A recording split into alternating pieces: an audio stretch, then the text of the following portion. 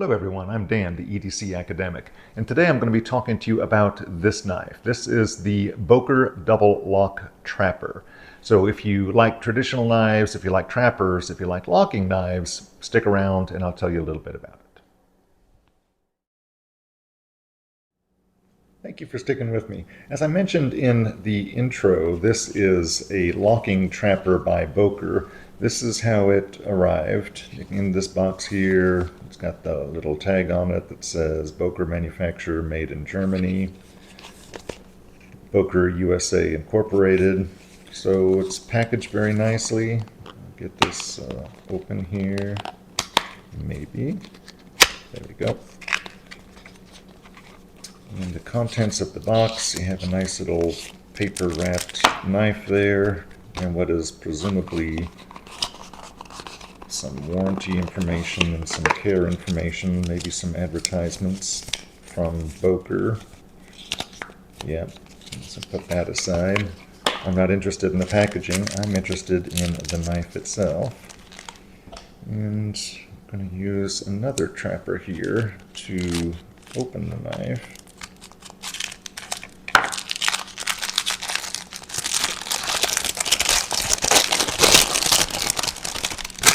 Oh yeah, that is pretty. So this is the Boker Trapper Locker. And just as a size comparison, let me put the case trapper in frame there. So you can see that they are nearly identical in size. They both have a jigged pattern on the handle. Of course, you have the old red here. In the case, you have the jigged amber. In the case of the Boker, you have the little Boker tree inlay there. Kind of sharp cutout feeling around the center of that. It's not really an issue for me, but other people might object to it. It has threaded bolsters. I really like the threaded bolsters. You see that we don't have any threads at all on the case. It's pinched at one end, but you don't see any threads. So those lines right there, those are just referred to as threads. So you don't have a pinched bolster, but you do have threaded bolster on the Boker. It's got a real smooth pull on it. It says a tree brand there emblazoned on the blade. I'm not a big fan of that. I prefer my blades just to be free of markings on it, but you know, it is what it is. I like them. I knew that in advance, and I knew that going in, so I'm perfectly happy with it as is. But if I were to have designed it from ground up, I would have left that emblazoned tree brand off of the blade. There you see the tree and the Boker emblem on the tang stamp. This lock back here, it has one distinct lock back for each of the blades, which is a really neat feature. It's interesting to see him incorporating that into the trapper, because obviously the standard trapper pattern does not have a locking mechanism to it. It's just a slip joint only.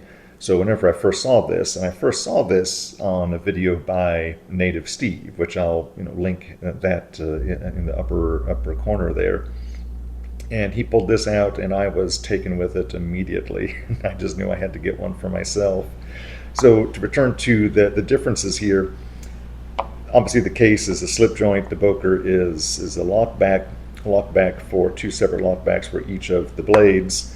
Difference on the blade is that in the case it has the nail nick there on both the standard blade, which is this one is the California clip point, and the secondary blade, which is the spay blade. You find the nail nick in both of those, whereas in the Boker you have the long pull there, and very easy to pull open there. It's got a good snap.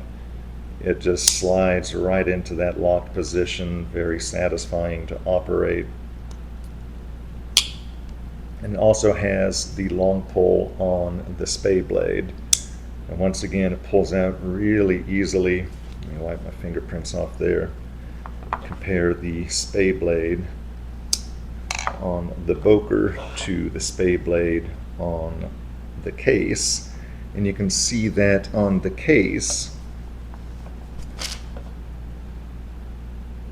the blade is slightly narrower in dimension there, not quite as deep. And the blade on the Boker, it appears to have a slight amount of belly on it toward the tip, whereas on the case it's pretty much just completely straight all the way out until it gets to that curve right there at the very top. And you have a little bit more of an aggressive tip there on the Boker. Aggressive, I mean, just like it's an increased angle. It's angling more toward the blade. It's sort of starting to lean into almost like a modified Warncliffe or a modified sheep's foot territory, but it is still general enough to be referred to as the spade blade. The other blade, I didn't give a comparison to that, so I'll pull that out. Once again, I'll try to remove some of the fingerprints here off these very polished blades. So there you see, once again, nearly identical in length, slight difference in shape. This case is much more of a traditional California clip.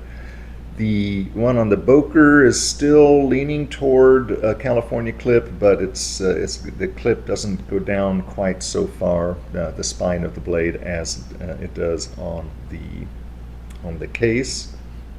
The sharpened edge is approximately the same length, and as I've demonstrated several times, this has the locking mechanism on the Boker. D2 steel on the Boker.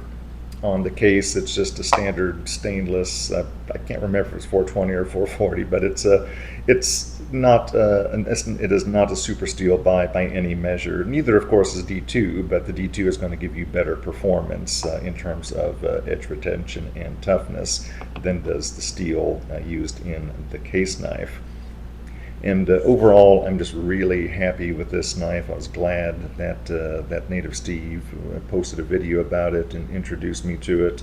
This is going to be something that sees a lot of pocket time, especially on weekends, especially on camping trips.